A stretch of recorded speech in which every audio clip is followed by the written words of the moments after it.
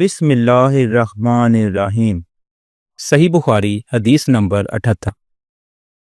رسول اللہ صلی اللہ علیہ وآلہ وسلم نے ارشاد فرمایا کہ ایک بار حضرت موسیٰ علیہ السلام بنی اسرائیل کی ایک جماعت میں تھے کہ اتنے میں ایک شخص آیا اور کہنے لگا، کیا آپ جانتے ہیں کہ دنیا میں آپ سے بھی بڑھ کر کوئی عالم موجود ہے؟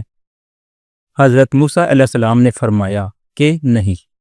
تب اللہ تعالیٰ نے حضرت موسیٰ علیہ السلام پر وحی نازل کی کہ ہاں، ہمارا بندہ خضر علم میں تم سے بڑھ کر ہے۔ تو حضرت موسیٰ علیہ السلام نے ان سے ملنے کی راہ دریافت کی۔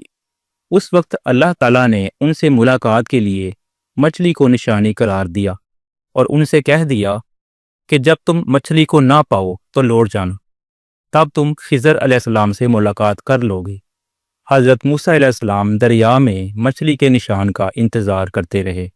تب ان کے خادم نے ان سے کہا، کیا آپ نے دیکھا تھا کہ جب ہم پتھر کے پاس تھے تو میں وہاں مچھلی بھول گیا اور مجھے شیطان ہی نے غافل کر دیا؟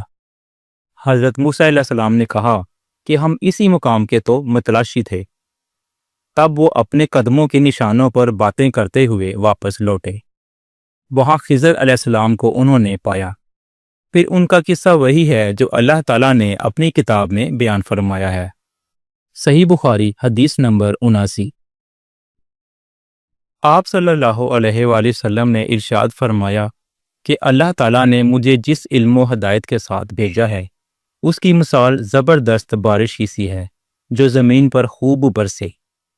بعض زمین جو صاف ہوتی ہے وہ پانی کو پی لیتی ہے اور بہت سبزہ اور گھاس اگاتی ہے، اور بعض زمین جو سخت ہوتی ہے وہ پانی کو روک لیتی ہے۔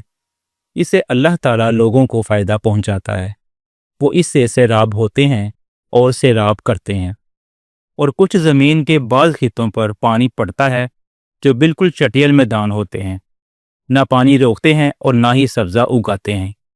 تو یہ اس شخص کی مثال ہے جو دین میں سمجھ پیدا کرے اور نفع دے اس کو وہ چیز جس کے ساتھ میں مبعوث کیا گیا ہوں۔ اس نے علم دین سیکھا اور سکھایا۔ اور اس شخص کی مثال جس نے سر نہیں اٹھایا یعنی توجہ نہیں کی، اور جو ہدایت دے کر میں بھیجا گیا ہوں اسے قبول نہیں کیا۔ حضرت امام بخاری رحمۃ اللہ فرماتے ہیں کہ ابن اسحاق نے ابو اسامہ کی روایت سے قبلۃ الماء کا لفظ نقل کیا ہے۔ اس خطۂ زمین کو کہتے ہیں جس پر پانی چڑھ جائے مگر ٹھہرے نہیں، اور صف اس زمین کو کہتے ہیں جو بالکل ہموار ہو۔ صحیح بخاری حدیث نمبر 80۔ رسول اللہ صلی اللہ علیہ وآلہ وسلم نے ارشاد فرمایا کہ علامات قیامت میں سے یہ ہے کہ دینی علم اٹھ جائے گا اور جہل ہی جہل ظاہر ہو جائے گا، اور اعلانیہ شراب پی جائے گی اور زنا پھیل جائے گا۔